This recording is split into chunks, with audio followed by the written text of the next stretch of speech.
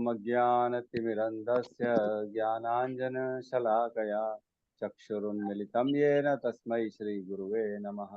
श्रीचैतन्यमनोभीष्टं स्थापितं येन भूतले स्वयं रूपः कदा मह्यं ददाति स्वपदान्तिकं।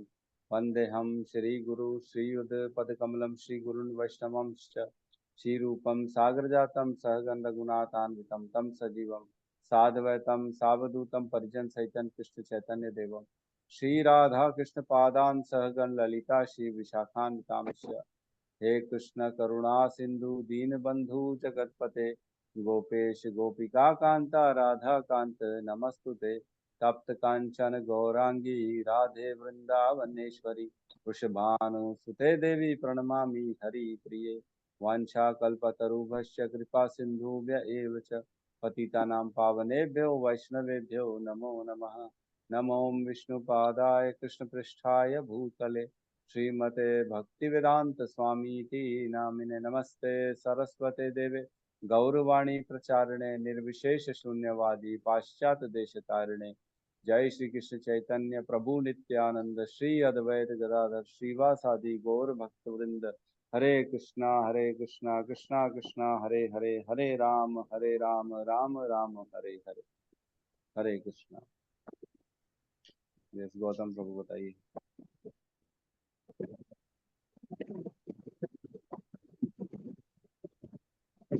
भगवान के नाम जप में होने वाले 10 अपराध। पहला, भगवान नाम के प्रचार में संपूर्ण जीवन समर्पित करने वाले महाभागवतों की निंदा करना।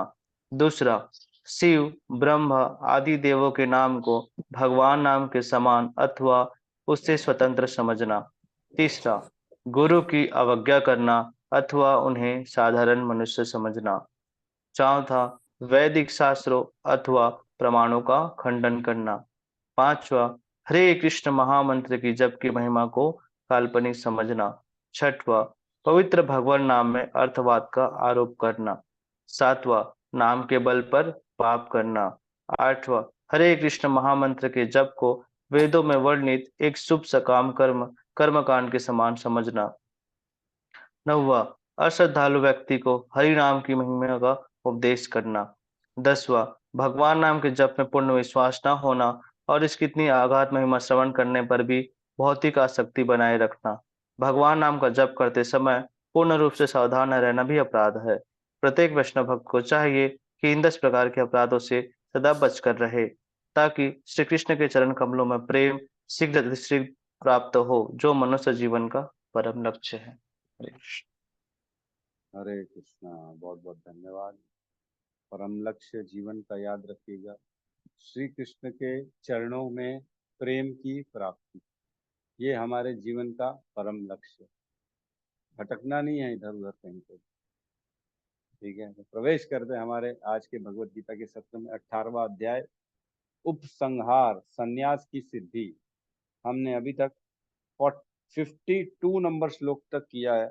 आज हम 53 नहीं 56, सॉरी, आज 56 और 57 करेंगे। 55 तक हमने करा, तो एक छोटा सा हम रिवीजन कर लेते हैं, है ना। भगवान कर्म के लिए बता रहे थे। श्लोक नंबर 45 में भगवान बताते हैं, अपने अपने कर्म के गुणों का पालन करते हुए प्रत्येक व्यक्ति सिद्ध हो सकता है। अब तुम मुझसे सुनो कि यह किस प्रकार किया जा सकता है। कर्म का पालन करते करते भी सिद्धि प्राप्त हो सकती। सिद्धि मीन्स शुद्धिकरण, सिद्धि मीन्स ब्रह्मभूत की अवस्था, सिद्धि मीन्स आत्म साक्षात्कार की अवस्था, ज्ञान हो जाना मैं ये शरीर नहीं मैं आत्मा हूँ, ये सिद्धि कहते हैं ना। तो ये कर्म करते करते भी हो जाती है। तो आगे कहते हैं, जो सभी प्राणियों का उद्गम है और सर्वव्यापी है, उस भगवान की उपासना करके मनुष्य अपने कर्म करते हुए पूर्णता प्राप्त कर सकता है। तो कर्म कैसे करना है? वर्णाश्रम धर्म, जो शास्त्रों के अनुसार कर्म है वो करना है। और वह करते करते किसका ध्यान करना है? कृष्ण का ध्यान करना है, जो सर्वव्यापी है, जो सबके उद्गम है। ये करते करते आदमी अपने मनुष्य कर्मों के द्वारा भी सिद्धि प्राप्त कर सकता है। आगे कहते हैं, अपने वृत्तिपरक कार्य को करना, चाहे वह कितना ही त्रुटिपूर्ण ढंग से क्यों ना हो, किया जाए। अन्य किसी के कार्यों को स्वीकार करने और अच्छी प्रकार से करने की अपेक्षा अधिक श्रेष्ठ है। अपने स्वभाव के अनुसार निर्दिष्ट कर्म करना कभी भी पाप से प्रभावित नहीं होती।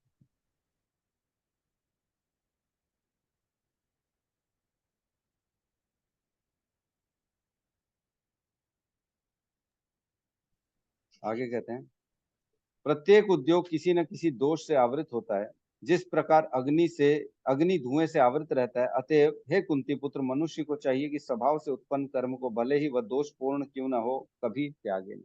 तो अपने कर्म को कभी त्यागना नहीं चाहिए, है ना। जैसे अर्जुन बोल रहे थे, मैं युद्ध नहीं करूंगा, मैं हिमालय चले जाऊंगा, भीख मांगूंगा, भिक्षा मांग के अपना जीवन यापन करूंगा, लेकिन युद्ध नहीं करूंगा। इस प्रकार का जो है ना, इस प्रकार अपने कार्यों का त्याग करना ये कभी भी उचित नहीं। यहाँ पे वो बता रहे हैं, चाहे कितना भी त्रुटिपूर्ण क्यों ना हो, उसको करना चाहिए। आगे कहते हैं, तीन गुण जिसके अंदर आ जाते हैं ना, आसक्त बुद्धि, जितात्मा और विगत स्पृहा, ये तीन जिसके अंदर आ जाते हैं, वह जो है संन्यास के अभ्यास द्वारा कर्म फलों की मुक्ति की सर्वोच्च सिद्धि अवस्था प्राप्त कर सकता है। मतलब ब्रह्म भूत की अवस्था को प्राप्त कर लेता है ना। आत्म आसक्त बुद्धि मीन्स आसक्ति के रहित, जितात्मा मीन्स जिसने मन को जीत लिया है, और विगत स्पृहा मीन्स अपनी भौतिक इच्छाओं को त्याग दिया है। ऐसा व्यक्ति जो होता है, वो वही जो है ब्रह्मभूत की अवस्था तक प्राप्त कर सकता है।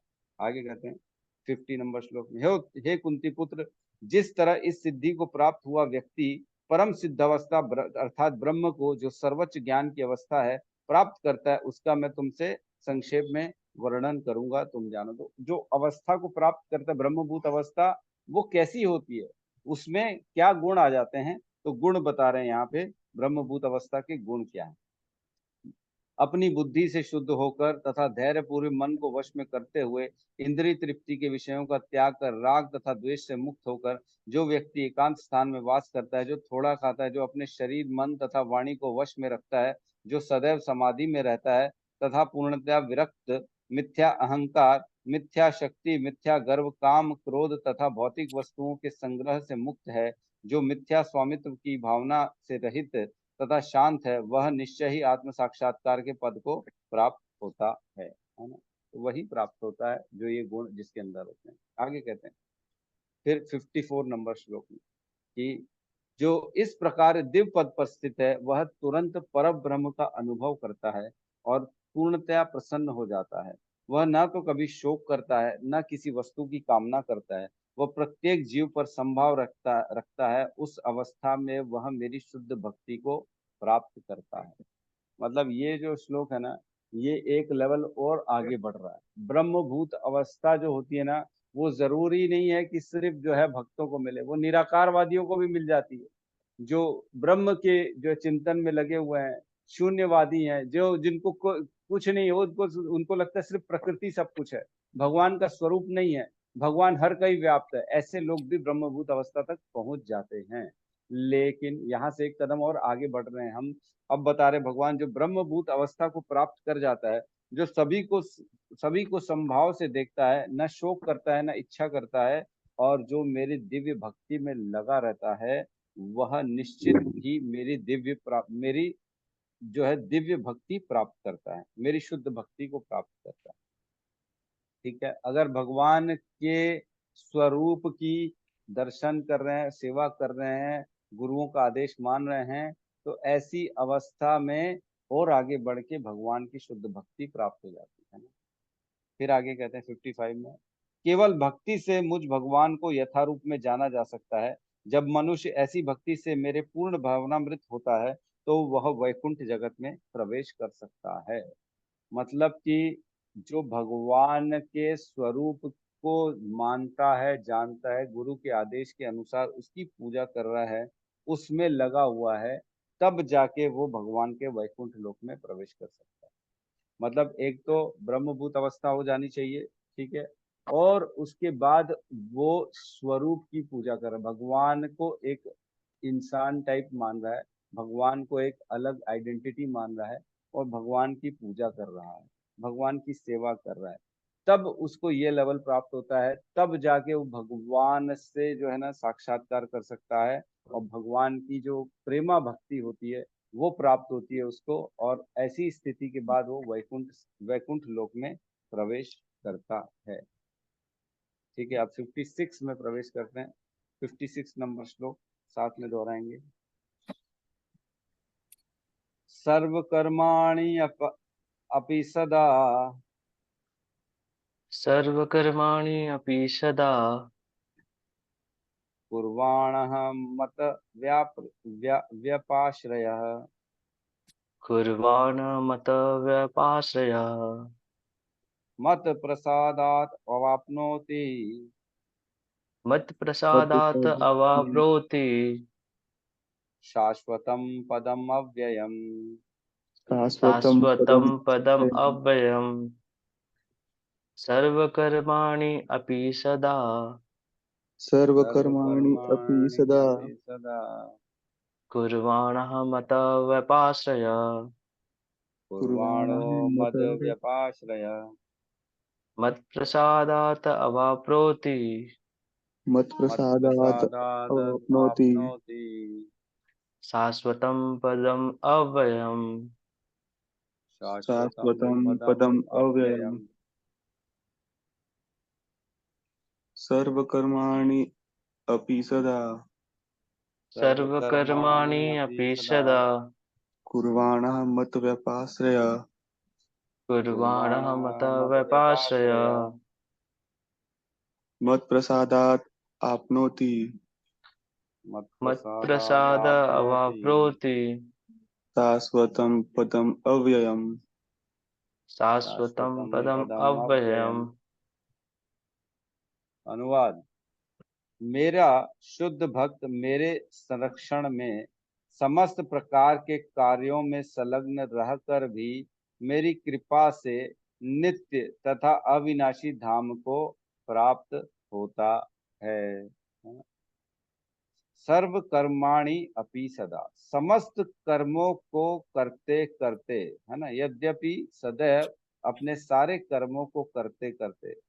सारे कर्म मीन्स कर्म को ही वो भगवान के लिए कर रहा है, कर्म फलों को नहीं दे रहा ना, डायरेक्ट कर्मों को दे रहा है। एक तो होता है कि काम करना और उसके बाद जो कर्म फल है, कर्म तो मैंने किया, अब फल भगवान को अर्पित कर देना, एक ये होता है।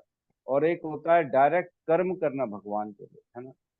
कई बार होते हैं, हम देखते हैं नौकरी कर रहा है, उसमें से जो आएगा हम उसमें से भगवान के लिए डोनेशन देंगे, भगवान की सेवा करेंगे। कर्म कर रहा है लेकिन उसका रिजल्ट को छोड़ रहा है, रिजल्ट दे रहा है भगवान को। लेकिन यहाँ पे चर्चा चल रही है ऐसे व्यक्ति की जो पूरे कर्मों को ही भगवान के लिए कर रहा है ना। आगे कहते हैं सर्व कर्माणि अपि सदा कुर्वाणः मद व्यपाश्रय, और करता है किसके, मेरे संरक्षण में करता है। मतलब उसको मालूम है कि जो 5 कर्म के कारण है ना, उसमें जो हमने पढ़ा है ना, अधिष्ठानम तथा कर्ता कारणम पृथक विदम विविधाश्च पृथक चेष्टा देवम चैवत्र पंचमम, है ना। 5 कारण से कर्म बनते हैं, लेकिन सबसे मूल जो कारण है वह कृष्ण है, वो देव है, भगवान है, परमात्मा है। परमात्मा के बिना कोई कार्य हो ही नहीं सकता। तो वो जान रहा है मैं जो कार्य कर रहा हूँ, जो भी मेरे से हो पा रहा है, वो कृष्ण के शक्ति, कृष्ण की मतलब कृष्ण की प्रेरणा, कृष्ण कृष्ण के द्वारा ही कराया जा रहा है। क्योंकि हम जानते हैं हमारा शरीर भी हमारे कंट्रोल में नहीं है, भगवान ही इसको कंट्रोल करते हैं। तो भगवान की कृपा से ही मैं ये कार्य कर पा रहा हूँ, ये भाव जिसके अंदर रहता है। आगे कहते हैं मत प्रसादात अवाप्नोति, मेरी कृपा से उसको प्राप्त होता है। क्या प्राप्त होता है, शाश्वतम पदम अव्ययम, वह मेरे धाम जो शाश्वत है ना, जो कभी बदलता नहीं है, जहाँ पे पूरा आनंद ही आनंद है, सच्चित आनंद है, वैकुंठ लोक भगवान का, वो धाम भगवान का प्राप्त हो जाता है। किसको, जो भगवान की कृपा से अपने सारे कार्यों को भगवान को समर्पित करता है, ये सोचते हुए कि ये मेरे द्वारा नहीं किया गया है, ये मेरे कृष्ण, मेरी भगवान की शक्तियों के द्वारा मैं ये कर पाया हूँ, संभव हो पाया है। मैं तो सिर्फ एक जो है माध्यम हूँ, और करने वाले तो कृष्ण हैं। तो ऐसा सोच के जो कार्य कर रहा है और कार्यों को भी भगवान की जो है कृपा, भगवान की सेवा में लगा रहा है, ऐसे व्यक्ति को भगवान के धाम में प्रवेश करने के लिए भगवान कृपा करते हैं कि वो मेरे धाम में प्रवेश कर। तो यहाँ पे एक्चुअल में क्या डिफरेंस है पिछले श्लोकों में और यहाँ पे, क्या डिफरेंस है, कोई बता सकता है?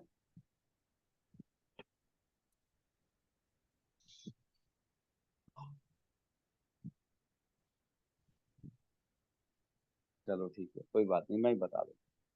पिछले श्लोकों में बताया गया कि हमको कर्म करना है, अपने वर्णाश्रम कर्म से पीछे नहीं हटना है, जो हमारा नियत कर्म है वो करना है, और उसको करते करते हमको सिद्धि प्राप्त होगी। और जब सिद्धि प्राप्त होती तो ब्रह्मभूत की अवस्था प्राप्त हो जाएगी, जिसमें ये सारे गुण आ जाएंगे, और उन गुणों को प्राप्त करने के बाद आदमी को भगवान की शुद्ध भक्ति मिलती है। ठीक है, एक तो ये प्रोसीजर हो गया, है ना। पहले हमने जो है निष्काम कर्म किया, फिर ज्ञान हुआ, फिर जो है उसके बाद भगवान की भक्ति प्राप्त हुई, ज्ञान आया, है ना, सिद्धि प्राप्त करी, उसके बाद भगवान की दिव्य भक्ति मिलती है। वो भी तब मिलती है जब वो किसी साकारवादी, जो किसी ऐसे संस्थान से जुड़ा है जो भगवान को साकारवादी मानते हैं। निराकारवादी मानते हैं तो वहीं तक रुक जाएगा, वो ब्रह्म तक रुक जाएगा, उससे आगे बढ़ ही नहीं पाएगा। भगवान को दिव्य पद, भगवान का जो पदम अव्ययम, वो प्राप्त नहीं हो पाएगा उसको, है ना, परम भक्ति प्राप्त नहीं हो पाएगी। लेकिन अब बात चल रही है दूसरे ऐसे व्यक्तियों की, जो अपने सारे कर्मों को भगवान को ऑलरेडी समर्पित कर रहे हैं, जैसे कि हमारे इस्कॉन में, है ना, ब्रह्मचारी लोग, सन्यासी लोग, वो अपने शुरू से सारे कर्म भगवान के लिए कर रहे हैं, अपने लिए कुछ है ही नहीं। बेचारे अपने लिए रखते क्या है, दो तीन जोड़ी तो कपड़ा रखते हैं, उसी में ही काम चलाते पूरा जीवन, है ना। दो प्लेट रहेगी खाने की और दो तीन जोड़ा कपड़ा रहेगा, अपना है क्या। अभी हमने देखा हिज होलीनेस गोपाल कृष्ण गोस्वामी महाराज जो है, वो उन्होंने अपने नित्य लीला को प्रवेश किया उन्होंने, और अपनी विल आखिरी की बनाई कि मेरे नाम पे कोई प्रॉपर्टी नहीं है, मेरे नाम पे कुछ भी नहीं है, मेरे नाम से कोई एसेट नहीं है, कोई घर गाड़ी बंगला कुछ भी नहीं है मेरे नाम पे। मेरे नाम पे है तो सिर्फ एक घड़ी है प्रभुपाद की दी हुई, ये थी उनके पास, ये थी, और कुछ नहीं था, अपने लिए कुछ किया ही नहीं, जीवन भर नहीं किया उन्होंने। तो ये होती है भक्ति, ये होते हैं जो ये कर्म होते हैं ना, ये स्वभाव वाले व्यक्ति होते हैं, ये वैष्णव होते हैं ना, इनकी बात चल रही है ना। तो एक सनिष्ठ भक्त होता है, एक होता है परिनिष्ठ भक्त, और एक होता है निरपेक्ष भक्त, है ना, निरपेक्ष। तो सनिष्ठ भक्त जो होता है ना, वो वर्णाश्रम को फॉलो करता है, और अपने सारे कर्म जो होते हैं ना, कर्म के जो सारे कर्म फलों को भगवान को समर्पित करता है, सनिष्ठ भक्त, है ना। वर्णाश्रम को फॉलो करता है, काम भी करता है और भक्ति भी करता है, कुल मिला के ऐसा करता है। और एक होता है परिनिष्ठ भक्त, है ना, जो वर्ण आश्रम को फॉलो नहीं करता और वो सिर्फ भक्ति करता है। जैसे हम देखते हैं ब्रह्मचारी हो गए, है ना, तो वो परिनिष्ठ भक्त हो गए, अब वो वर्णाश्रम धर्म में, वर्णाश्रम में कभी प्रवेश नहीं करे। और एक होता है निरपेक्ष भक्त, निरपेक्ष, वो जो है ना, वो तो केवल कृष्ण संतुष्टि के में ही फोकस रखता है एकदम। जब जो परिनिष्ठ भक्त होता है, उसने संकल्प लिया है कि अब मैं वर्णाश्रम धर्म में प्रवेश नहीं करूंगा, मैं कृष्ण की संतुष्टि के लिए ही कार्य करूंगा। जब ये होता है परिनिष्ठ। अब निरपेक्ष जो हो जाता है ना, वो टॉप लेवल का भक्त है। अब वो भगवान के लिए अपना पूरा जीवन लगा चुका है ना। वो सिर्फ और सिर्फ कृष्ण में ही अपना जीवन देखता है, कृष्ण की संतुष्टि, कृष्ण की भक्ति, यही कार्य है। मतलब जब और ज्ञान आ जाता है उसको, तब जाके वो निरपेक्ष बन जाता है। तो इस प्रकार तीन लोग होते हैं। तो ये वाला जो श्लोक है ना, ये सनिष्ठ भक्तों के लिए नहीं है, ये परिनिष्ठ और जो है निरपेक्ष भक्तों के लिए। ठीक है, तात्पर्य में प्रवेश करते हैं। तात्पर्य बाय शील प्रभुपाद की जय। मद व्यापाश्रय शब्द का अर्थ है परमेश्वर के संरक्षण में, भौतिक कलमश से रहित होने के लिए शुद्ध भक्त परमेश्वर या उनके प्रतिनिधि स्वरूप गुरु के निर्देश में कर्म करता है। तो कैसे कर्म करता है ब्रह्मचारी, हम देखते हैं वो गुरु के आश्रय में कर्म करता है। जो जो गुरु बोलेंगे, हमारे संस्थापक आचार्य शील प्रभुपाद जो हैं, वो हमारे गुरु हैं, और उनकी वाणी और उनके बताए हुए जो मार्गदर्शन है, उनके अनुसार ही हमको अपना जीवन चलाना है। और उन्होंने जो बोला है उसी को करना है। 16 माला 4 नियमों को फॉलो करना, इसमें कोई भी किसी भी प्रकार का कोई कॉम्प्रोमाइज नहीं करना है। तो जो वो बोला है, जो उन्होंने रूटीन दिया है, डेली भागवतम भगवत गीता पढ़ना है 1 घंटा, हेयरिंग चैंटिंग करना है, इस प्रकार हम इस श्लोक के हिसाब से भगवत प्राप्ति कर लेंगे। अगर हम अपने गुरु पे निष्ठा रख के उनके बताए हुए मार्ग में चलेंगे तो इजीली ये सब काम हो जाएगा। सारे कर्म भगवान के लिए करने हैं हमारे। एक्चुअल में ना कर्म सभी करते हैं, पता नहीं पड़ेगा कौन सनिष्ठ है कौन परिनिष्ठ है ना। देखने से तो सबके कर्म एक समान दिखते हैं, लेकिन अंदर भाव का काम है। भाव क्या रखते हैं अंदर हमारे, है ना, हम क्या सोच के कर्म कर रहे हैं, ये इम्पोर्टेंट है। ठीक है, आगे कहते हैं, वह सदा 24 घंटे 100% परमेश्वर के निर्देशन में कार्य में संलग्न रहता है। बहुत इंपॉर्टेंट है, वह 24 घंटे 100%, देखो दोनों लिखा है प्रभुपाद ने, 24 घंटे सदा 100%, 3 चीजें लिखी हैं। सदा 24 घंटे 100%, इतना लिखने की क्या जरूरत थी प्रभुपाद? सदा लिखते तो भी समझ में आ जाता हर टाइम, लेकिन इसकी गहराई पे समझे हम कि इतना ज्यादा पूरा हर काम, हर क्षण, हर स्थिति, हर विचार कृष्ण के लिए, ये होता है इस श्लोक के हिसाब से। जो भक्त है, परिनिष्ठ भक्त और निरपेक्ष भक्त, उसकी स्थिति बताई गई। सारे कर्म, सोएगा तो भी कृष्ण के लिए, जागेगा तो भी कृष्ण के लिए, ब्रश करेगा तो भी कृष्ण के लिए, नहाएगा तो भी कृष्ण के लिए, जो करेगा, वस्त्र पहनेगा तो भी कृष्ण के लिए, अपना सुंदर, अपने आप को सुंदर बनाएगा, तैयार होगा तो भी कृष्ण के लिए, भोजन करेगा तो भी कृष्ण के लिए। हर स्थिति में कृष्ण होना चाहिए, ये विचार होना चाहिए। अरे मैं सोऊंगा तब तो सुबह उठ के मंगला आरती कर पाऊंगा, सब तो सुबह उठे भगवान की सेवा कर पाऊंगा, है ना। अरे सोऊंगा नहीं तो हेल्थ खराब हो जाएगी, मैं भगवान की सेवा नहीं कर पाऊंगा। प्रसाद नहीं खाऊंगा तो हेल्थ खराब हो जाएगी, मैं भगवान की सेवा नहीं कर पाऊंगा। स्नान करूंगा तो पवित्र हो जाऊंगा, इसलिए भगवान के मंदिर में प्रवेश कर पाऊंगा, इसलिए स्नान करता है। तो हर चीज में, ब्रश करूंगा तब जाके भगवान का नाम मुख से लूंगा, ताकि मेरा मुंह जो है, मेरा माउथ एकदम साफ रहे, गंदगी ना रहे। भगवान का नाम उच्चारण, भगवान और भगवान के नाम में कोई भेद नहीं है, भगवान का नाम ले पाऊंगा मैं जैसे जैसे। तो हर कार्य को भगवान के लिए वो डेडिकेट कर देते हैं, 24 घंटे सदा सदा 100%। बहुत इंपॉर्टेंट है ना। ऐसे भक्त पर जो कृष्ण भावनामृत में रत रहता है, भगवान अत्यधिक दयालु होते हैं। वह समस्त कठिनाइयों के बावजूद अंतोदगत्वा दिव्य धाम या कृष्ण लोक को प्राप्त करता है। तो ऐसा नहीं है कि कठिनाइयां नहीं आएंगी उसके जीवन में, कठिनाइयां तो आएंगी, तकलीफ तो रहेगी, लेकिन अंतोदगत्वा वह भगवान भगवत धाम को जरूर प्राप्त होगा। तो बेसिकली यहाँ गुरु में समर्पण के द्वारा भगवत प्राप्ति का बताया गया है कि कैसे हम अपने गुरु की वाणी को फॉलो करके अपने जीवन को पूर्ण रूप से समर्पित करके भगवत धाम की जो है प्राप्ति कर सकते हैं। अगर एक जीवन दे देंगे गुरु के वाणी के अनुसार तो अनेक जन्म बच जाएंगे, नहीं तो फिर जन्म मृत्यु के चक्कर में जाना पड़ेगा और एक की जगह लाखों जन्म देने पड़ जाएंगे, फिर अलग अलग योनियों में सुख दुख इच्छा इच्छा द्वेष समुत्थेन न द्वंद्व मोहेन भारत, है ना।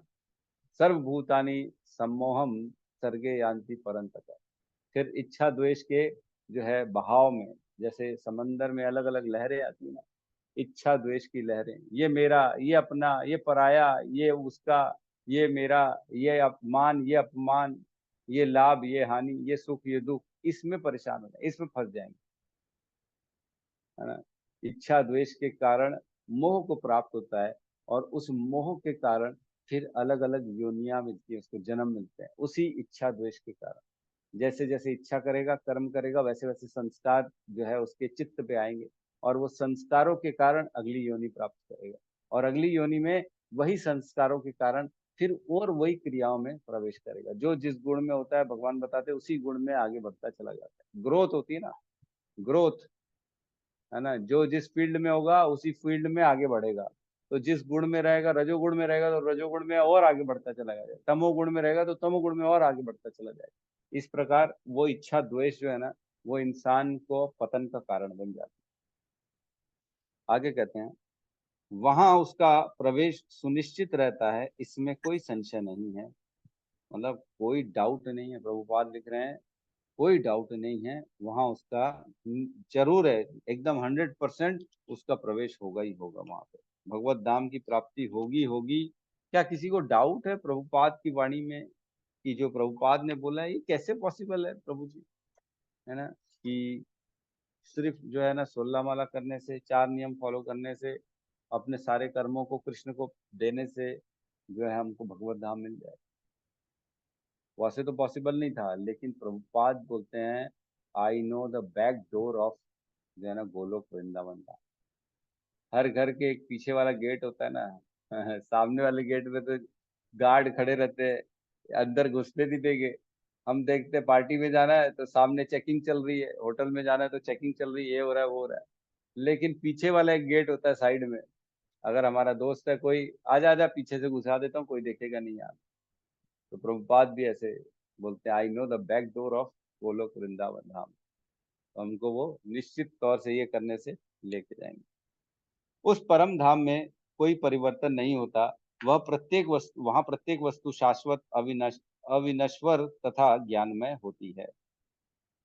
तो कोई भी कर्म अगर कृष्ण के लिए करेंगे तो भगवत धाम चले जाएंगे। एक बार क्या हुआ, एक मंदिर बन रहा था, वहां पे एक भक्त को काम दिया गया कि तुम सिर्फ सीमेंट की बोरी गिनोगे। सीमेंट की बोरी गिनते थे सुबह से रात तक, पूरा हिसाब बनाते, इतना सीमेंट आया, इतना सीमेंट की बोरी इस डिपार्टमेंट में गई, इधर इधर गया, उधर गया, उधर गया, पूरा हिसाब बनाते थे। रोज का एक ही काम था उनका। तो वो प्रभुपाद को बोलते हैं, प्रभुपाद मैं चैंटिंग नहीं कर पा रहा हूँ, मैं कोई सेवा नहीं कर पा रहा हूँ, मैं सिर्फ सीमेंट की बोरी गिनते रह रहा हूँ सुबह से लेकर रात तक, मैं कैसे भक्ति करूं, मैं कैसे भगवत धाम कैसे जाऊंगा? तो प्रभुपाद बोलते हैं डू नॉट वरी, तुम जो सीमेंट का बोरी गिन रहे हो ये भी भगवान की सेवा है, दिस इज ऑल्सो चैंटिंग। यही करते करते तुम भगवत धाम को प्राप्त हो जाए। सिर्फ कृष्ण के लिए कर्म करने से हम जो है भगवत धाम की प्राप्ति हो जाती है। ठीक है, तो पदम अव्ययम, उस अव्यय पद को प्राप्त कर लेता है। ठीक है, नेक्स्ट श्लोक में प्रवेश करते हैं। हम देखें एक श्लोक आता है, यत करोषि यद अश्नासी यद जुहुषि ददासी यद तपस्वेसी कौन्ते तत्पुरुष मदर्पण। ऑलरेडी भगवान ने 9वें अध्याय में बता दिया है कि सारे कर्म मेरे लिए करो। यद करोषि यद अश्नासी, जो खाते हो जो कुछ करते हो, यद जुहुषि ददासी, कोई यज्ञ कर रहे हो या कोई दान कर रहे हो, तत्पुरुष मद अर्पणम, मेरे को अर्पण करते करते करो, है ना, ऐसा बताया। और क्या बताया 9:14 में, सततम कीर्तयन्तो माम प्रतंतश्च दृढ़व्रता नमस्यन्तस्य माम भक्त्या नित्य युक्त उपासते। नित्य युक्त, ऑलरेडी मेरी उपासना में लगे रहो, नए नए यत्न करो मेरे भक्ति में, व्रत लो नए नए, कैसे भगवान की मैं प्राप्ति करूंगा ना। सततम कीर्तयन्तो माम, ऑलवेज 24 घंटे मेरा जो है ना स्मरण करो, कीर्तन करो, श्रवण करो। ठीक है, तो श्लोक नंबर 57 में प्रवेश करते हैं, साथ में दोहराएंगे। चेतसा सर्वकर्माणि चेतसा चेतसा सर्वकर्माणि सर्वकर्माणि मयि सन्न्यायस्य मत्पर मयि मयि सन्न्यस्य सन्न्यास्य मत्परः मत्परः बुद्धि योगम उपाश्रित्य बुद्धियोगम् बुद्धियोगम् उपाश्रित्य उपाश्रित्य मच्चित्तः सततं भव। मच्चित्तः मच्चित्तः सततं सततं भव।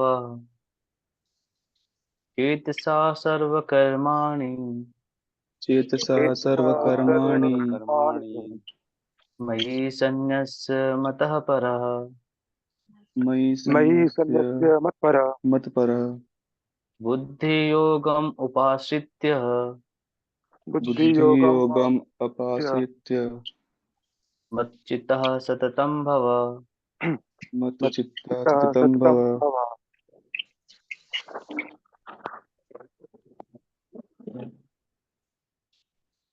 कोई और पढ़ेंगे एक बार? चेतसा सर्वकर्माणि चेतसा सर्वकर्माणि सर्वकर्माणि मयि सन्न्यस्य मत्परः मयि सन्न्यस्य मत्परः बुद्धियोगम् अपाश्रित्य बुद्धियोगम् उपाश्रित्य उपाश्रित्य मत्चित्तः सततं भव।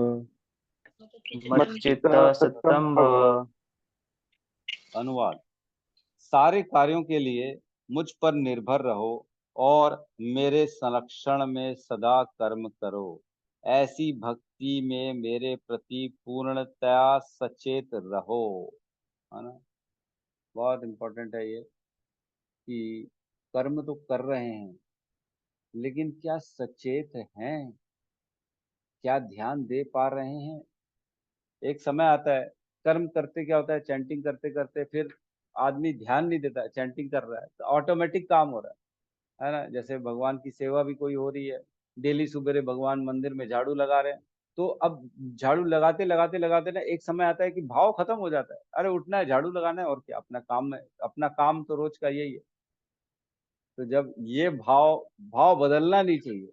शुरू में भक्त आता है, इस्कॉन ज्वाइन करता है भक्ति के लिए, भगवान के लिए ज्वाइन करता है, अपने दिमाग अपनी शांति के लिए, है ना, भक्त भगवान के लिए, उनकी मुक्ति के लिए, मतलब मुक्ति के लिए, जीवन जन्म मृत्यु के चक्र से छूटने के लिए, भगवान के आशीर्वाद के लिए आता है। लेकिन ज्वाइन करते करते धीरे धीरे धीरे धीरे वो सब चीज को यूज टू हो जाता है, फिर वो भाव खत्म हो जाता है। फिर बाद में यहाँ की बातें, ओहो मेरे साथ ऐसे कर दिया, भक्तों ने मेरे साथ ऐसे कर दिया, मेरा तो सेवा है, मैं तो ये रोज करता हूँ, कोई फर्क नहीं पड़ता मेरे। ये भाव नहीं आना चाहिए।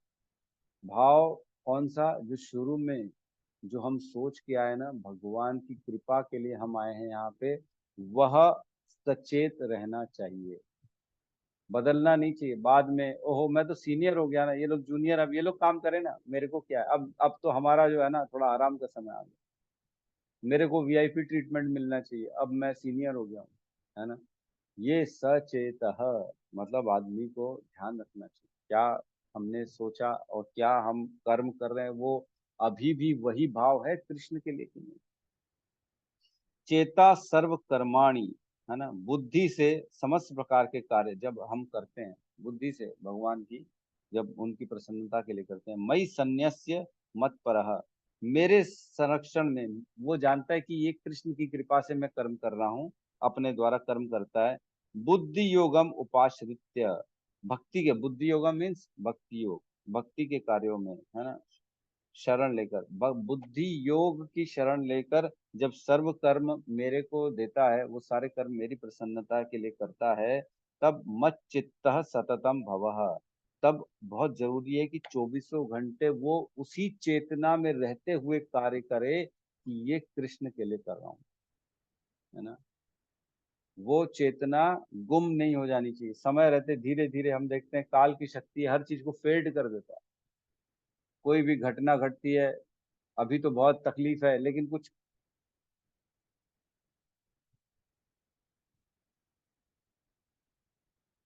हरि बोल।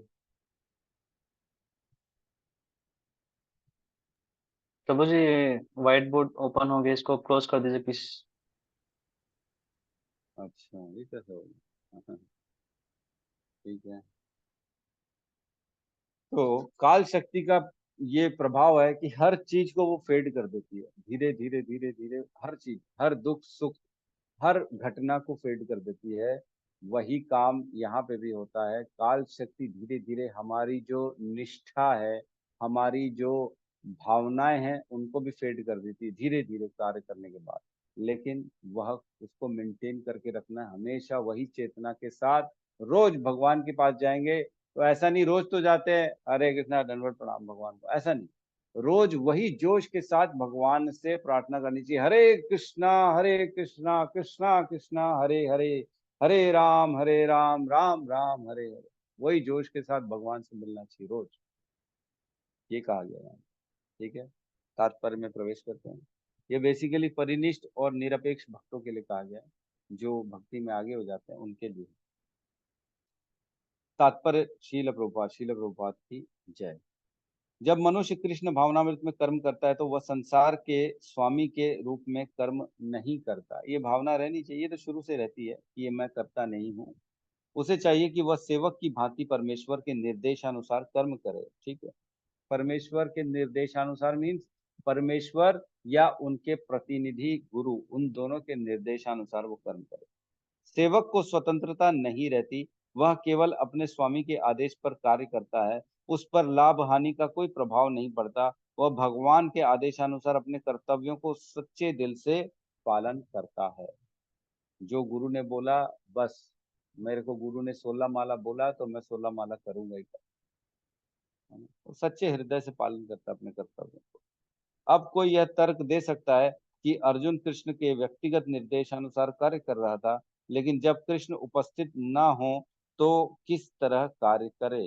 तो बेसिकली बता रहे हैं कि अर्जुन के साथ कृष्ण थे, इसलिए अर्जुन लड़ सका। अगर कृष्ण नहीं होते तो शायद नहीं लड़ता, युद्ध छोड़ देता, क्योंकि उसका भाव वैसे ही था। अब ये कोई तर्क दे सकता है, दे सकता है, बिल्कुल दे सकता है। यदि कोई हम इस पुस्तक में दिए गए कृष्ण के निर्देश के अनुसार तथा कृष्ण के प्रतिनिधि के मार्गदर्शन में कार्य करता है तो उसका फल वैसा ही होगा। अब बता रहे, कई लोग बोलेंगे अरे अर्जुन के साथ तो कृष्ण थे ना, उन्होंने रास्ता बताया, उन्होंने ज्ञान दिया, तब अर्जुन ने काम किया। हमारे साथ थोड़ी कृष्ण है, हमको कोई बताने वाला थोड़ी है, हम कैसे कार्य करें। हमारी स्थिति बहुत अलग है ना, अर्जुन की स्थिति अलग थी, हमारे प्रॉब्लम अलग है। वो उसके साथ अलग थी, उसके कोई प्रॉब्लम थोड़ी थी। सबको लगता है मेरी प्रॉब्लम बड़ी, मेरी प्रॉब्लम बड़ी, मेरी स्थिति गंभीर, सबको यही लगता है। तो यहाँ बताया गया है कि जो ये पुस्तक, ये भगवत गीता को पढ़ के समझ के कार्य करता है तो ये माना जाएगा कि कृष्ण उसके साथ हैं जैसे अर्जुन के साथ थे। कितनी सुंदर बात लिखी है ना। मतलब आज अगर हमारे जीवन में कोई प्रॉब्लम है, कोई परिस्थिति में गंभीरता आ रही है, कहीं धर्म संकट में फंसे हुए हैं, तो इसको खोलें, इसको पढ़ें, और इससे जो ज्ञान मिल रहा है वो ऐसा माना जाएगा कि स्वयं कृष्ण साक्षात आपके सामने खड़े हैं और आपको बोल रहे हैं, ये माना जाएगा। कितनी सुंदर बात बोल रहे हैं प्रभुपाद, है ना। मतलब कृष्ण से डायरेक्ट सुनकर जो फल मिलता है वही फल मिलेगा। गुरु वाणी को समझें, हमारे शील प्रभुपाद की वाणी को समझें, ये माना जाएगा कि स्वयं कृष्ण ने बोला गया। बहुत इंपॉर्टेंट है, बहुत अच्छी लाइन है, बहुत सुंदर है। ये भावना होनी चाहिए हमको भगवत गीता पढ़ते समय कि ये बुक नहीं है, ये स्वयं साक्षात कृष्ण बैठे हैं मेरे सामने और वो बोल रहे और मैं सुन रहा हूँ। ऐसा होना चाहिए, ये भावना होनी चाहिए, है ना। बहुत अच्छा है, बहुत सुंदर। आगे करते हैं। इस श्लोक में मत परह शब्द अत्यंत महत्वपूर्ण है। यह सूचित करता है कि मनुष्य जीवन में कृष्ण को प्रसन्न करने के लिए कृष्ण भावनामृत होकर कार्य करने के अतिरिक्त अन्य कोई लक्ष्य नहीं होता। जब वह इस प्रकार कर रहा होता है, इस प्रकार कार्य कर रहा हो, तो उसे केवल कृष्ण का ही चिंतन इस प्रकार से करना चाहिए। तो जो कार्य कर रहे हैं हम, उसमें कृष्ण का चिंतन कैसे होना चाहिए। कृष्ण ने मुझ पर इस विशेष कार्य को पूरा करने के लिए नियुक्त किया है, ये सोचना चाहिए। जब हम कोई सेवा कर रहे हैं, बेस में जा रहे हैं, मंदिर में जा रहे हैं, भगवान के लिए फूल बना रहे हैं, कोई प्रसाद बना रहे हैं, तो ये सोचना चाहिए कि कृष्ण ने ये विशेष कार्य के लिए मुझे चुना है, मैं ही ये कार्य करूं, कृष्ण चाहते हैं। ऐसा सोच के तो माता जी के लिए, माताएं जो प्रसाद बनाती हैं, फूल की सेवा करती हैं, बहुत इंपॉर्टेंट है कि बनाते बनाते भी ये भावना रखें कि ये कार्य मैं कृष्ण के लिए कर रही हूँ और कृष्ण ने मुझे ये स्पेशल कार्य दिया है उनके भक्तों की सेवा के लिए। ऐसा भावना रखनी चाहिए हमारे, है ना।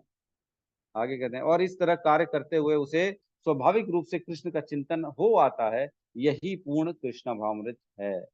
किंतु यह ध्यान रहे कि मन माना कर्म करके उसका फल परमेश्वर को अर्पित ना किया जाए। और अपन कर ले अपने हिसाब से और बाद में ओहो, भगवान तो बोलते थोड़े कुछ, स्वीकार कर लेंगे। एक बार क्या हुआ, प्रभुपाद के सामने प्लेट आई, थाली प्रसाद, प्रभुपाद प्रसाद, ठीक है, महाप्रसाद उन्होंने लिया। अरे वो देखे रोटी तो जल गई है, जली हुई रोटी कृष्ण को दे दिया। प्रभुपाद ने बोला ये क्या तरीका है। बोले प्रभु जी वो नए नए डिवोटी आए थे तो उन्होंने रोटी जला दी। तो बोले तो तुम क्या सोचते हो, कृष्ण ने इसको पाया है। ऐसा प्रसाद कृष्ण लेंगे, स्वीकार ही नहीं करेंगे कृष्ण। प्रभुपाद बड़े कॉन्शियस थे, ऐसा कोई भी वस्तु भगवान के सामने नहीं जानी चाहिए जो स्वीकार्य नहीं है। हम स्वीकार नहीं कर सकते, वो उसको कृष्ण कैसे स्वीकार कर लेंगे। हम अपने लिए तो बढ़िया है ना पकवान, हम कचौड़ी और बढ़िया अच्छे अच्छे बना बना के प्रसाद ले रहे हैं, और भगवान के सामने चिरौंजी दाना रख दिया। ये क्या तरीका, ये भेदभाव ठीक नहीं। सारे कार्य भगवान की चिंतन के द्वारा उनको अर्पित करना चाहिए। उस दिन भी मैं बेस में बैठा था, तमाल प्रभु के सामने प्रसाद आया। तमाल प्रभु बोले, ये कौन सा चावल है। बोले पता नहीं, ये थोड़ा सा अलग ही टाइप का मोटा चावल निकल गया है। तो बोले ये प्रसाद भगवान को तुमने ये भोग लगाया है। तो बोले हाँ, कृष्ण माता जी जो है, कृष्ण राधिका सेविका माता जी, उन्होंने बोला हाँ यही लगा। तो बोले तुमको चिंता नहीं है, भगवान को ऐसा कोई प्रसाद खिलाता है, ऐसा कोई भोग, ऐसा कोई अन्न खिलाता है, इतना इंफीरियर जो हमको खाने में संकोच हो रहा है, वो तुम कृष्ण को खिला रहे हो, जगन्नाथ जी को खिला रहे हो। बोले गलत बात, ऐसा नहीं होना चाहिए, बिल्कुल नहीं होना चाहिए। तो हर कार्य में ये विचार आना चाहिए कि ये मैं कृष्ण के लिए कर रहा हूं, तो जो बेस्ट हो सके वह कार्य करना। इस प्रकार का कार्य कृष्ण भावनामृत की भक्ति में नहीं आता। मनुष्य को चाहिए कि कृष्ण के आदेशानुसार कर्म करे, यह अत्यंत महत्वपूर्ण बात है। कृष्ण का यह आदेश गुरु परंपरा द्वारा प्रमाणिक गुरु से प्राप्त होता है। अतएव गुरु के आदेश को जीवन का मूल कर्तव्य समझना चाहिए। बहुत इंपॉर्टेंट है, गुरु केवल बता रहे हैं। हाँ, गुरु जो हमारे जो हैं प्रभुपाद हैं, प्रभुपाद को समझिए जो है नियुक्त किया गया है कृष्ण के द्वारा, और कृष्ण जो प्रभुपाद कह रहे हैं उसकी बात को ठुकरा नहीं सकते। तो हम जो है ना सवेरे डेली गुरु जो है गुरु पूजा करते हैं, उसमें कहते ही हैं गुरु मुख पद्म वाक्य, है ना, चित्ते ते करिया एक क्या, और न करिया मने आशा। और कोई आशा नहीं है, मैं सिर्फ गुरु के मुख, गुरु के जो है मुख से निकले हुए वाक्य जो है मेरे लिए एकदम पत्थर की लकीर है, उसी को फॉलो करना। श्री गुरु चरण रति एई से उत्तम गति।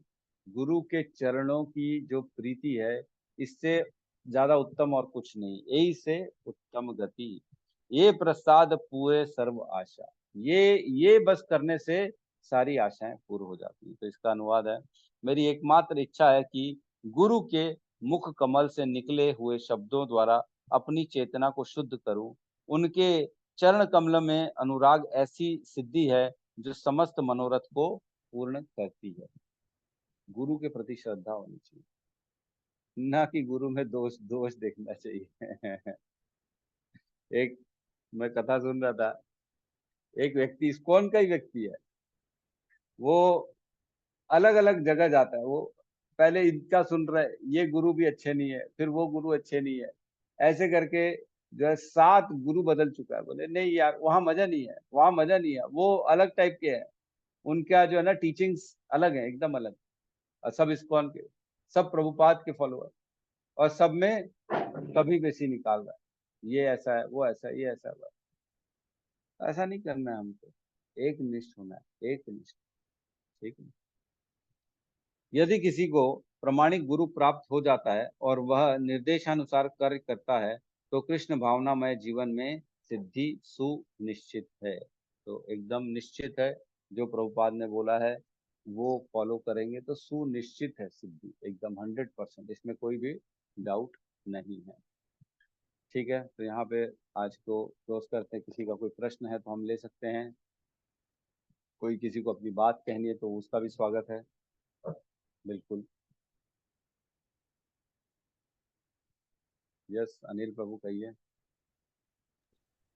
हरे कृष्ण प्रभु जी, दंडवत प्रणाम। हरे कृष्णा। आवाज आ रही है प्रभु जी आपको सभी को? यस यस, क्लियर, एकदम क्लियर है प्रभु जी। जी प्रभु जी। तो मेरा 2 क्वेश्चन तो नहीं प्रभु जी, आज बस 2 रियलाइजेशन है। अब समय कम है तो केवल 2-2 मिनट बस लूंगा, ज्यादा नहीं लूंगा मैं। सबसे शुरू तो, जी प्रभु जी, सबसे शुरू तो एक रियलाइजेशन प्रभु जी। मैं 2-3 दिन पहले दिल्ली गया था वर्किंग में। और जैसा हम लोग गांव में जाते हैं ना, तो जैसे कि यहाँ कंस्ट्रक्शन होते रहता है, घर बनते रहते हैं, तो वहाँ भी कुछ वैसे ही मैटर था। तो मैंने देखा, मैं जहाँ पास खड़ा था ना, उसके ठीक सामने रोड थी। रोड के उस पार रेत का ढेर लगा हुआ था, एकदम मतलब छोटा पहाड़ मान के चलिए। और उस रेत के ढेर के जस्ट पीछे आलीशान घर था। और वहीं पर एक बुजुर्ग व्यक्ति था जो कि करीब 60-62 साल का रहा होगा। तो ऐसे हम लोग चक्कर मारते मारते गए, तो उन लोग 2-3 लोग से बात कर रहे थे कि मैं इसमें पूरा जमा पूंजी लगा दिया हूँ, पूरा पैसा जितना मैंने इकट्ठा किया था, एफडी जो भी सेविंग है, खेत बेच के या फिर XYZ जो भी उन लोग बात कर रहे थे, तब जाके मैं इतना अच्छा सुंदर घर बना पाया हूँ। ऐसा करके उन लोग बात कर रहे थे। उसके बाद फिर मैं वापस आ गया। तो उसके बाद फिर से मैं देखा तो फिर से वही मैं खड़ा हूँ, रोड है, रोड के उस पार रेत का ढेर है, रेत के ढेर के उस पार आलीशान घर है। तो मैं सोचा, मेरे माइंड में आया कि आदमी मतलब इसके पीछे कितना अटैचमेंट है। मतलब अभी जिस एज में उसको भक्ति करनी चाहिए, अब 62 साल का है तो मतलब कभी भी उसका टिकट कर सकता है ना, कभी भी मतलब इस धाम को छोड़ के जा सकते हैं पृथ्वी लोक को। लेकिन फिर भी उसकी जो मेंटालिटी है कि मैं अच्छा घर बनाऊं, अच्छा पेंट यूज करूं, अच्छा से टाइल्स यूज करूं। तो फिर मैंने सोचा जब तक इंसान है तब तक उसके मनोभाव हैं, मतलब अगर कोई इंसान व्यक्ति जीवित है तो उसके माइंड में कुछ न कुछ चल रहा है कि मैं ऐसा करूंगा वैसा करूंगा। तो मैंने देखा अगर वो इंसान मरता है, मर गया, इंसान तो मर गया लेकिन घर अभी भी स्टेबल मतलब खड़ा है। तो इतने दिन तक सोच कौन रहा था, मतलब हमारा मन। इंसान जिंदा है मतलब उसका मन एक्टिव है। और जैसे इंसान मरा तो सोचने समझने की ताकत खत्म। मतलब जो व्यक्ति सोच रहा था तेरा मेरा छोटा बड़ा घर है, ये सब, ये सोचने वाला कोई नहीं, लेकिन घर अभी भी स्टेबल है। अब उसके जगह जब उसके बेटा फिर से आएगा, सपोज वो मर गए, अब उसका बेटा आएगा तो फिर से ही बोलेगा अरे मेरा बाप तो मतलब मेरे पापा तो इसको अच्छे से बना के चल दिया, अब इसको मैं डुप्लेक्स करूंगा। तो फिर से जब उस एज में आएगा वो, उसका बेटा 60 साल 65 साल, तो फिर से वो डबल डुप्लेक्स बनाएगा। अब जब एक्चुअल में जब उसको भक्ति करनी चाहिए तो अचानक उसकी मृत्यु आ जाएगी, है ना, मतलब किडनी खराब हो जाएगा, डायबिटीज हो जाएगा, या फिर BP जो भी XYZ बीमारी अभी चल रहा है मॉडर्न में। तो ऐसा है। तो कहने का मतलब प्रभु जी मेरे मन में ये मतलब रियलाइजेशन है कि हमको इतना भी इन्वॉल्व नहीं होना है कि जिस समय एक्चुअल में हमको भक्ति करनी चाहिए उस समय ठीक है घर बनाते हैं, बनाना चाहिए, लेकिन मुझे लगता है कि हमको ऐसा नहीं करना चाहिए। तो थोड़ा रियलाइजेशन हुआ, फिर मैंने देखा जो रेत का जो है ना, वो मेरे मन में ख्याल आया कि मैं खड़ा हूँ, रोड है, रोड के उस पार रेत है। तो कहने का मतलब जैसा जो इंसान है मृत्यु को प्राप्त हुआ, तो हो सकता है आने वाले 100-150 साल में ये ऑटोमेटिक डिस्ट्रॉय हो जाएगा, मतलब जो घर है ना वो मिट्टी में मिल जाएगा। तो ये रेत का ढेर मुझे बता रहा था कि इस दुनिया में कोई भी मतलब शाश्वत नहीं है, चाहे मनुष्य हो, चाहे प्राणी हो, चाहे मटेरियल वर्ड हो, घर हो, तो कभी न कभी इसका नाशवान होगा। तो ये मुझे थोड़ा कहना चाहिए, एक रियलाइजेशन मिला, तो वो मैंने अभी आपको शेयर किया। और दूसरा रियलाइजेशन ये प्रभु जी, जैसे कि कल कल या परसों की बात है, जब जगन्नाथ स्नान यात्रा हुआ तो मैं उसी दिन तिल्ला गया था, ये जो मैंने आपको बताया ना, उसी दिन मैं तिल्ला गया था। तो मेरे को आते आते मेरे को मालूम था कि मैं शाम को 5-6 बजे ही आऊंगा। और वाकई में वैसा हुआ है। जैसे ही मैं घर आया तो मेरे फ्रेंड भी आ गए, उन लोग को शायद रूम देखना था, तो मैंने उनको रूम दिखाया। मतलब अभी मैं घर गया नहीं हूँ लेकिन मैं 2-3 उनको रूम दिखाया। उसके बाद मेरे को ध्यान आया चलो ठीक है पहली बार आए तो घर दिखा दूँ अपना। तो घर उनको लाया, जो भी उनके लिए नाश्ता वगैरह दिया, उन लोग 1-1.5 घंटा लिए, बातचीत किए, फिर उन लोग चले गए। फिर जैसे ही 7 बजा तो मुझे ध्यान आया अरे मेरे को तो बेस जाना है, जगन्नाथ जी का स्नान है। अब मेरे माइंड में था नहाते नहाते कि अब तो प्रोग्राम जो है 2 बजे से स्टार्ट है, मतलब अभी कुछ बचा नहीं होगा, केवल प्रसादम बचा होगा, बाकी कुछ सेवा नहीं बचा होगा, मैं कुछ नहीं कर पाऊंगा, है ना। और चलो ठीक है, मैं ये भाव से फटाफट नहाया, फिर बिना विलम्ब किए मैं के 20 मिनट में वहां पहुंच गया। जैसे ही वहां पहुंचा, जगन्नाथ जी का कीर्तन चल रहा था, एक तमाल प्रभु जी गा रहे थे और सब नृत्य कर रहे थे, नाच कर रहे थे। तो मैंने दर्शन किया, फिर मैं जैसे बाहर निकला ना, तो एक प्रभु जी वो चरना अमृत बांट रहे थे। तो मुझे लगा शायद कुछ हेल्प करूँ, तो मैंने उनको पूछा प्रभु जी मैं चरना अमृत बांटने की सेवा करूँ, आपकी हेल्प करूँ। तो उन्होंने बोला हाँ प्रभु जी, मैं तो बहुत देर से मैं देख रहा था कि आप भी कोई आया कोई सेवा करे, मैं अकेले पड़ जा रहा था। तो मुझे बहुत अच्छा लगा। फिर जैसे मैंने बांटना स्टार्ट किया, बांटते बांटते हम लोग को लगभग 1.5 घंटा हो गए हैं।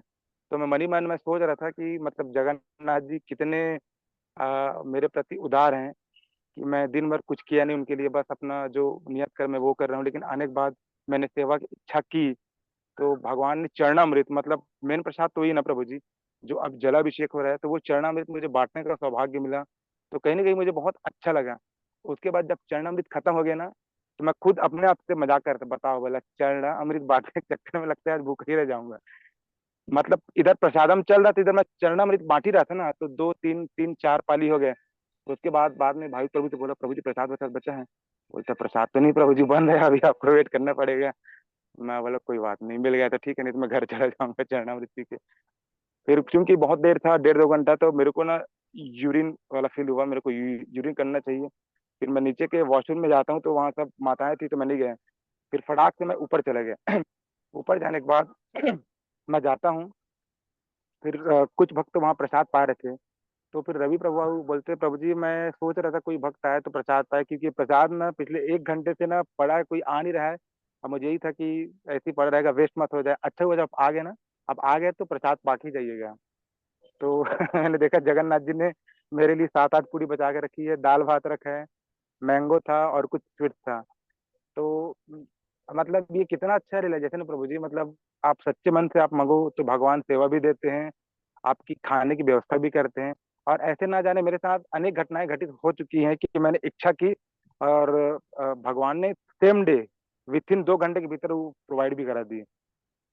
तो ये मुझे हरि बोल। थोड़ा हरि आश्चर्य बोल। लगा और बहुत काफी अच्छा लगा। हाँ, जी प्रभु जी। बहुत हरे अच्छा, कृष्ण। बहुत सुंदर, बिल्कुल सही है। भगवान बिल्कुल सभी भक्तों का ख्याल करते हैं।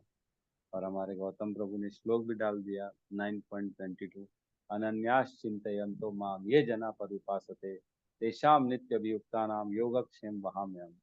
उनकी मैं पूरी की पूरी कोशिश करता हूँ, उनको जो नहीं है वो प्रदान करने की, जो उनकी जरूरत है उनको पूरी करने की भगवान पूरी जो है वो उसमें प्रतिबद्ध है भगवान।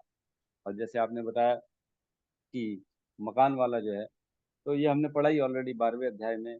भगवान ने बताया सर्व आरंभ परित्यागी, बड़े बड़े प्रोजेक्टों से बचना चाहिए आदमी को। बड़ा बड़ा प्रोजेक्ट, ऐसी ग्रोथ हो गई, ऐसी प्रमोशन हो गई कि भक्ति छूट गई, है ना, ऐसी चीजों से दूर रहना चाहिए। ऐसा हमने प्रोजेक्ट बना लिया, ऐसा मिशन बना लिया जीवन में कि बस उसी के लिए पूरा जीवन दे दिया, भगवान के लिए समय नहीं बचा। ऐसा नहीं करना चाहिए। ये पूर्ण रूप से रजोगुण का जो है ना असर है। रजोगुणी व्यक्ति भक्ति नहीं कर पाता, वो खाली अपने कर्मों में बड़े बड़े श्रम करता है, बड़ा बड़ा ध्यान करता है और उसी में बिजी हो जाता है। ठीक है, बहुत बहुत धन्यवाद प्रभु जी का रियलाइजेशन के लिए। और किसी का अगर कोई प्रश्न है तो ठीक है, नहीं तो यहाँ पे हम क्लास को क्लोज करते हैं।